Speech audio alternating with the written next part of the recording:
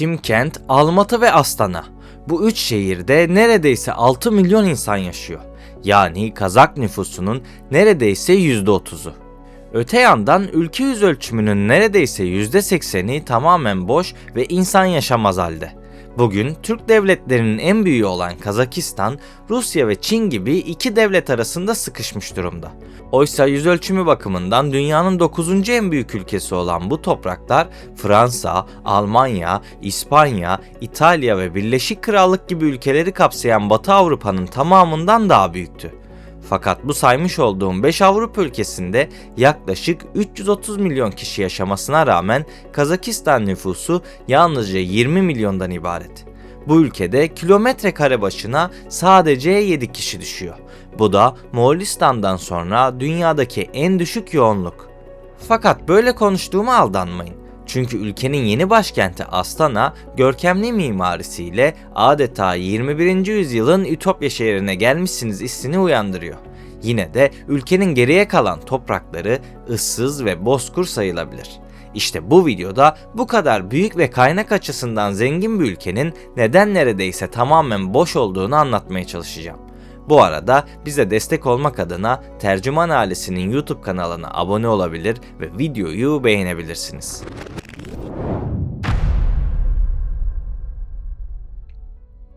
Öyleyse başlayalım ve ilk olarak Avrasya Bozkırı'ndan söz edelim.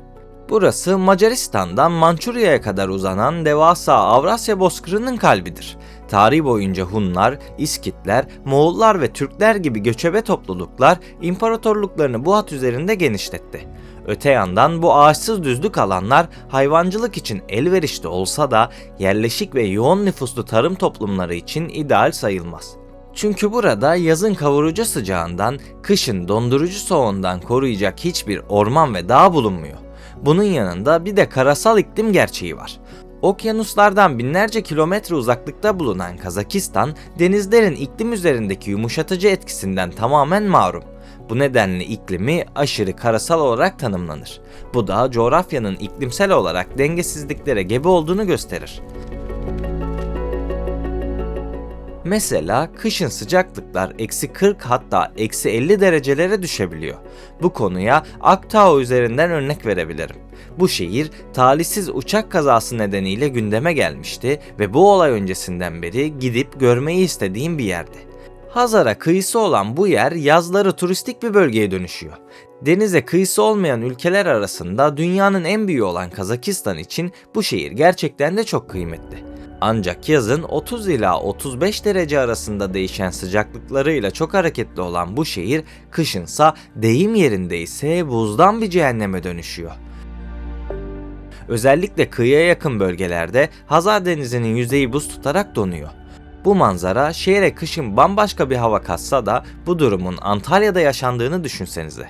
İşte bu yüzden Kazakistan iklim açısından zıtlıklar barındıran bir ülke. Ayrıca Buğran adı verilen korkunç kar fırtınaları tüm ülkeyi esir alabiliyor. Çoğu zaman bu şiddetli rüzgar ve yoğun kar yağışı şehirdeki her şeyi metrelerce kar altına gömüyor ve günlük hayatı tamamen durma noktasına getiriyor. Yaz aylarındaysa bunun tam tersi yaşanıyor. Hava sıcaklıkları 40 derecenin üzerine çıktığı zaman su kaynakları ciddi şekilde tükeniyor. Ayrıca bu durum toprağın çatlamasına yol açıyor. Dolayısıyla böylesine zıt bir iklimde hayatta kalmak ve tarım yapmak hiç bitmeyen bir mücadeleyi gerektiriyor. Elbette bunlar doğaya uyumlanmayı gerektiren çok zorlu şartlar. Fakat bunların dışında insan eliyle yaratılmış en büyük çevre felaketlerinden birisi olan Aral Gölü'nün hikayesini de anlatmam gerekiyor. Bir zamanlar dünyanın en büyük 4. gölü olan ve binlerce kişiye balıkçılıkla geçim sağlayan bu su kütlesi bugün ne yazık ki Aral Kum Çölü olarak anılıyor. Sebebi ise Sovyetler Birliği'nin pamuk açgözlülüğü. 1950'lerde Sovyet planlamacıları Aral Gölü'nü besleyen iki ana nehir olan Amuderya ve Sırderya sularını devasa sulama kanalları açarak pamuk ekimine yönlendirdi. Sonuçsa resmen felaketti. Sularından mahrum kalan göl hızla kurumaya başladı. Sadece birkaç 10 yıl içerisinde gölün yüz ölçümü %90 oranında küçüldü. Haliyle bu felaketin etkileri de çok yıkıcı oldu. En az 60 bin balıkçı işini kaybetti. Ardından bölgenin ekonomisi de çöktü. Fakat bana kalırsa bunlar halledilebilir problemlerdi. Ekonomi başka bir şehirde yeniden güçlendirilebilirdi. Fakat ekolojik denge tamamen alt üst olmuştu. Kuruyan göl yatağından her yıl milyonlarca ton zehirli tuz ve kum havaya karışarak yüzlerce kilometreye yayılan korkunç toz fırtınaları oluşturuyordu. Bu zehirli parçacıklar bölgede solunum yolu hastalıklarının, kanserin, veremin ve bebek ölümlerinin dramatik şekilde artmasına yol açtı. Yani kısacası Aral Gölü'nün ölümü sadece bir gölün ölümü değildi. Bütün bir bölgenin ekosisteminin ve yaşam biçiminin ölümüydü. Bu yüzden bu olay bugün hala Kazakistan'ın büyük bir kısmını yaşanmaz kılmaya devam ediyor. Günümüzde Kazakistan nüfus dağılımında bu felaketi oluşturan Rusların doğrudan etkisi olduğu da bir gerçek. Ancak tarihteki olaylar da bu durumu doğrudan etkilemişti. Mesela Rus Çarları 18. yüzyıldan itibaren Kazak bozkırını denetimleri altına almak için uzun vadeli bir plan yaptı. Onlara göre göçebelerin yaşam tarzı imparatorluğun geleceğini tehdit ediyordu. Bu nedenle askeri kaleler ve Orenburg hattı gibi tahkimat hatları inşa ederek Kazakların geleneksel göç yollarını engellediler. Bu süreçte Kazakların meraları ellerinden alındı ve bu topraklara Slav köylüler yerleştirildi. Bu politika Kazakların göçebe yaşam biçimlerine indirilen ilk ağır darbeydi. Ancak 20. yüzyılda Sovyetler Birliği'nin kurulmasıyla birlikte Kazak tarihinin en karanlık dönemi başlamış oldu.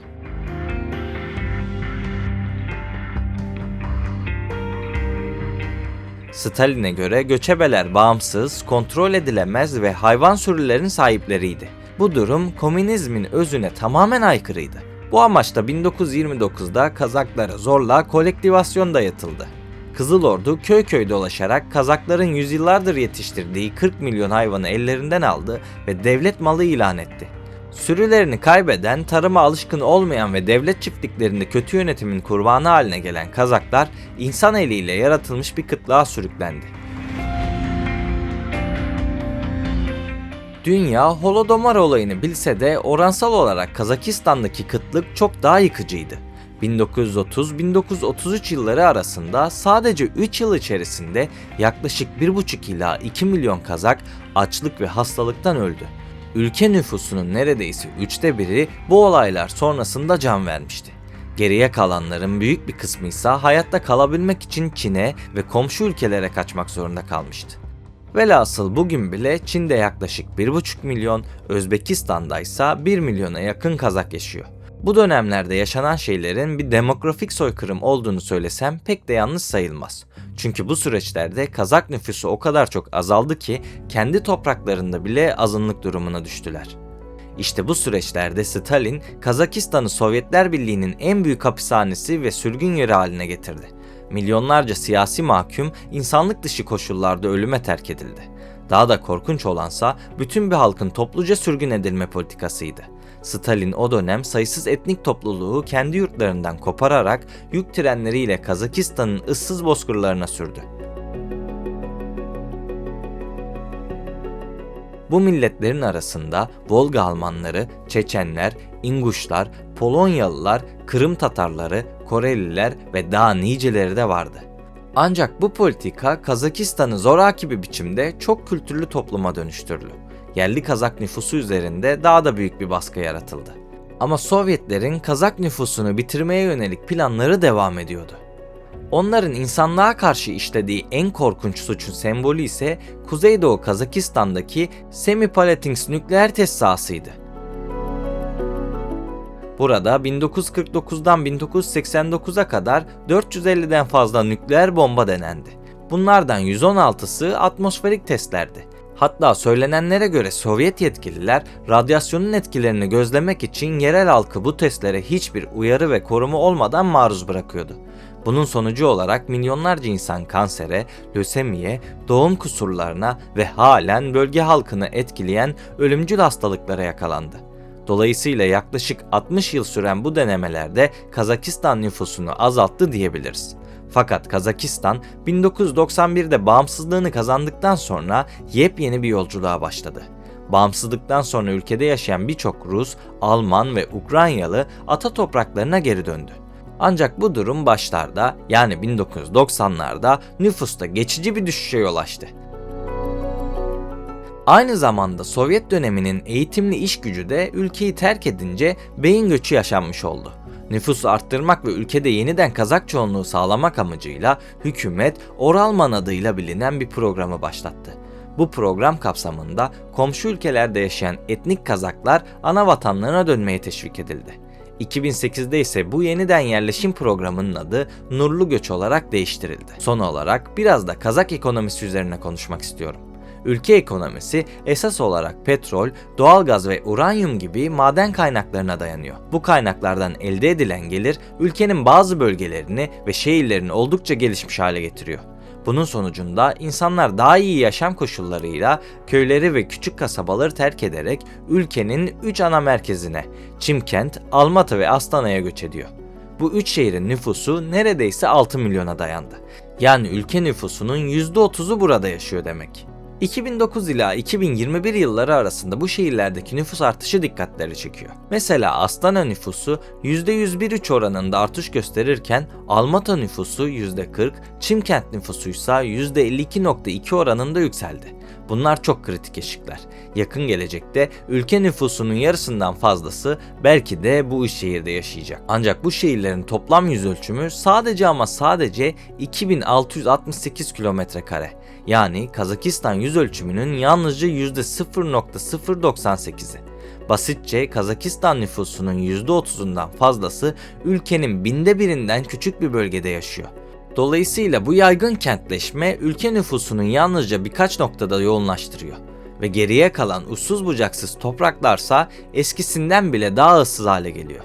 Peki siz bu konu hakkında ne düşünüyorsunuz? Fikirlerinizi yorumlarda belirtmeyi ve videoyu beğenmeyi unutmayın.